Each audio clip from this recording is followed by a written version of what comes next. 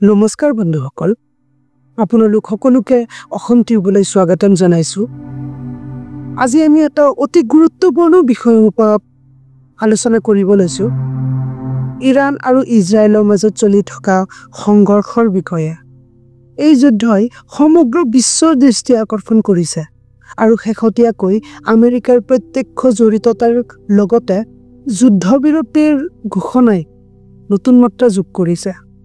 তেন্তে কি হৈছে এই সংঘৰ্ষৰ শেহতীয়া ঘটনা, কিয় এই যুদ্ধ তীব্ৰ হৈ পৰিছে আৰু ভাৰতৰ ওপৰত ইয়াৰ প্ৰভাৱ কি হ'ব পাৰে, জানিবলৈ ভিডিঅ'টো সম্পূৰ্ণ চাব। ইৰাণ আৰু ইজৰাইলৰ মাজত শত্ৰুতা বহু বছৰৰ পৰাই চলি আহিছে।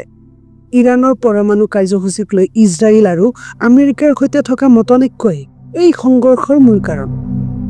ইজৰাইলে দাবী কৰিছে যে ইৰাণে পৰমাণু অস্ত্ৰ নিৰ্মাণ কৰিবলৈ চেষ্টা কৰিছে, যিটো তেওঁলোকৰ নিৰাপত্তাৰ ভাবুকি। আনহাতে ইৰাণে কয় যে তেওঁলোকৰ পৰমাণু কাৰ্যসূচী কেৱল শান্তিপূৰ্ণ উদ্দেশ্যৰ বাবে, যেনে বিদ্যুৎ উৎপাদনৰ বাবে। 2025 চনৰ 13 জুনৰ পৰা এই সংঘৰ্ষই এক নতুন মাত্ৰা লাভ কৰে।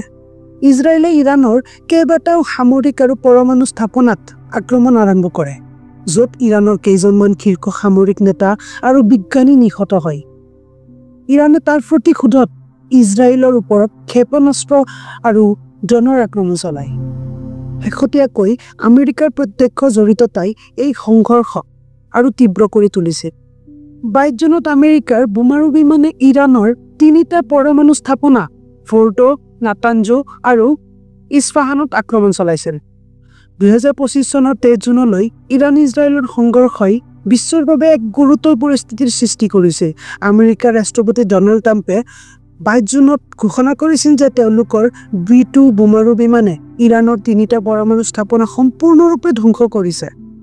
তেওঁ এই আক্ৰমণক দৰ্শনীয় সামৰিক সফলতা বুলি অভিহিত কৰিছে, কিন্তু ইৰাণে দাবী কৰিছে যে তেওঁলোকৰ স্থাপনাসমূহত কেৱল সামান্য ক্ষতি হৈছে।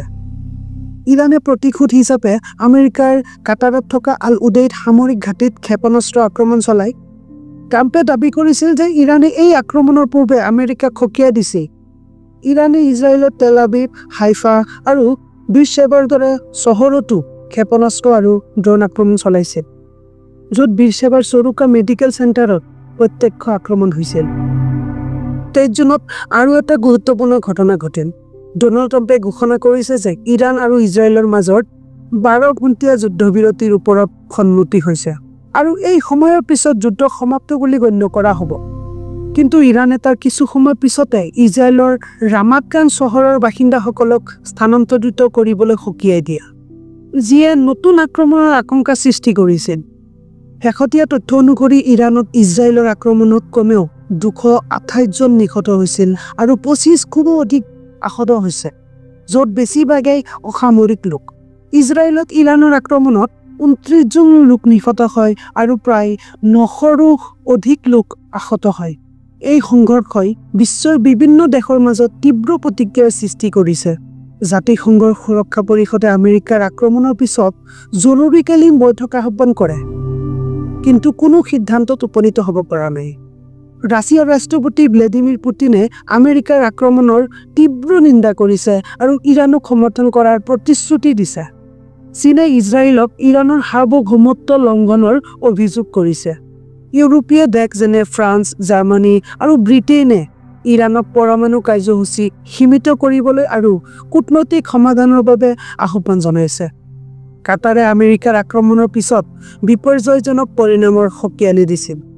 ভাৰতৰ বৈদেশিক মন্ত্ৰণালয়ৰ মতে ইৰাণৰ পৰা ভাৰতীয় নাগৰিকসকলক সুৰক্ষিতভাৱে উদ্ধাৰ কৰা হৈছে। ইজিপ্তৰ বৈদেশিক মন্ত্ৰীৰ ভাৰত ভ্ৰমণ স্থগিত ৰখা হৈছে, যিয়ে এই সংঘৰ্ষৰ কূটনৈতিক প্ৰভাৱ প্ৰতিফলিত কৰে। এই যুদ্ধৰ প্ৰভাৱ কেৱল ইৰাণ আৰু ইজৰাইলৰ মাজত সীমাবদ্ধ নাছিল। ইৰাণে ষ্ট্ৰেইট অফ হৰমুজ বন্ধ কৰাৰ ভাবুকি দিছিল, যিটো বিশ্বৰ তেলৰ যোগানৰ বাবে এক গুৰুত্বপূৰ্ণ পথ। তেলৰ মূল্য বৃদ্ধিৰ ফলত ভাৰতৰ দৰে দেশত অৰ্থনৈতিক প্ৰভাৱ পৰিব পাৰে। ইৰাণৰ পৰা হাজাৰ হাজাৰ লোক আমেৰিকান আৰু ভাৰতীয় নাগৰিককে ধৰি স্থলপথেৰে দেশ ত্যাগ কৰিছে। কাটাৰ, কুৱেইট আৰু বাহৰাইনৰ দৰে দেশে তেওঁলোকৰ আকাশী পথ বন্ধ কৰিছে। যুদ্ধবিৰতিৰ ঘোষণাৰ পাছতো পৰিস্থিতি এতিয়াও অস্থিৰ। ইৰাণৰ পৰমাণু কাৰ্যসূচী আৰু ইজৰাইলৰ নিৰাপত্তাৰ বিষয়ে কূটনৈতিক আলোচনা অব্যাহত আছে। তুৰ্কী আৰু কাটাৰৰ দৰে দেশে মধ্যস্থতাৰ প্ৰস্তাৱ দিছে, কিন্তু এই সংঘৰ্ষৰ দীৰ্ঘম্যাদী পৰিণাম এতিয়াও অস্পষ্ট। বন্ধুসকল, ইৰাণ-ইজৰাইল সংঘৰ্ষই বিশ্বৰ বাবে এক গুৰুতৰ পৰীক্ষাৰ সৃষ্টি কৰিছে। যুদ্ধবিৰতিৰ ঘোষণাই শান্তিৰ আশা জগাইছে, কিন্তু পৰিস্থিতি স্থিতিশীল হোৱাৰ বাবে কূটনৈতিক প্ৰচেষ্টা অতি জৰুৰী।